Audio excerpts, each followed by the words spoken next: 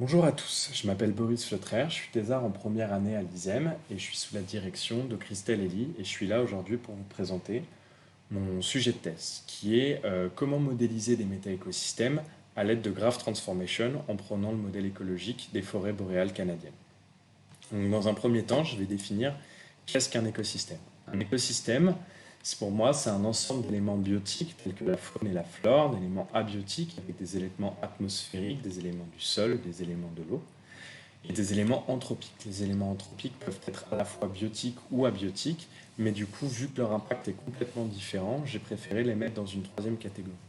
Dans les éléments anthropiques, il y a les éléments dus au plaisir et au loisir, les éléments dus à la propriété et les éléments d'exploitation, qui sont les plus importants et qui aujourd'hui impactent le plus les écosystèmes. Et en fait, c'est les interactions entre tous ces éléments qui, pour moi, créent un écosystème. Maintenant, un méta-écosystème, si je reprends la définition et que je l'extrapole, on peut considérer qu'un méta-écosystème, d'après l'Euro 2003, c'est un ensemble d'écosystèmes de même nature et c'est l'interaction entre ces écosystèmes, plus des facteurs autres qui vont créer un méta-écosystème. Ce qui est important à comprendre dans cette définition, c'est que le méta-écosystème, en fait, peut varier. Le nombre d'écosystèmes dans le méta-écosystème peut varier. On peut avoir disparition ou apparition d'écosystèmes au fur et à mesure. Ce qui est intéressant là-dedans, c'est qu'en fait, la structure va impacter le système. Et c'est une définition qui a été émise par Giavito en 2001 et que je décris ici avec une image faite par Escher en 48, où en fait, le système va influer la structure et la structure va avoir une rétroaction sur le système. C'est ce qu'on appelle Dynamical System with a Dynamical Structure, le DS2. Pour ça, pour modéliser tout ça, et y compris modéliser le DS2, on va prendre un modèle discret, qualitatif et asynchrone qui nous permet d'intégrer tous les éléments biotiques, abiotiques et anthropiques et toutes les interactions entre ces éléments. Le formalisme utilisé, c'est les graph transformations qui ont été émises et du coup créées par Ehrig en 70. Maintenant, pourquoi les forêts boréales? Les forêts boréales, c'est un modèle écologique intéressant parce que déjà, les forêts boréales représentent un tiers de la couverture forestière. Il y a 400 millions d'hectares de forêts boréales au Canada. C'est une des plus grosses réserves de carbone. Elle a une importance majeure dans la balance climatique. 3% du PIB canadien est issu de la foresterie de ces forêts boréales. Et le feu et les épidémies d'insectes qui impactent la structure sont les perturbations principales, naturelles principales des forêts boréales canadiennes. Et la foresterie, c'est la perturbation principale anthropique sur les forêts boréales canadiennes. Donc tout ça fait des forêts boréales un très bon système à modéliser. Maintenant, pour le modéliser avec les graph transformations, il faut revenir sur les graph transformations et du coup expliquer comment on fait un modèle à l'aide de graph transformations.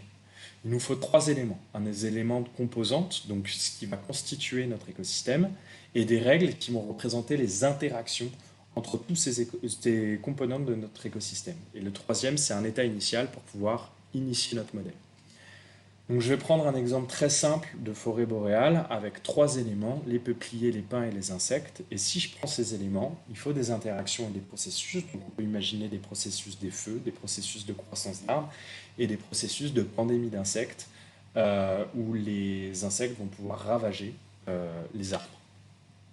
Donc maintenant, je vais m'intéresser plus rapidement aux règles. Je vais vous définir une règle. Donc là, une règle, ça pourrait être que dans le cadre où il y a des pins et des insectes type TBE, donc tordeuse des bourgeons de l'épinette, qui attaquent le pin, bah, les pins et la tordeuse peuvent être menés à disparaître parce que si tous les pins disparaissent sous la tordeuse disparaît aussi.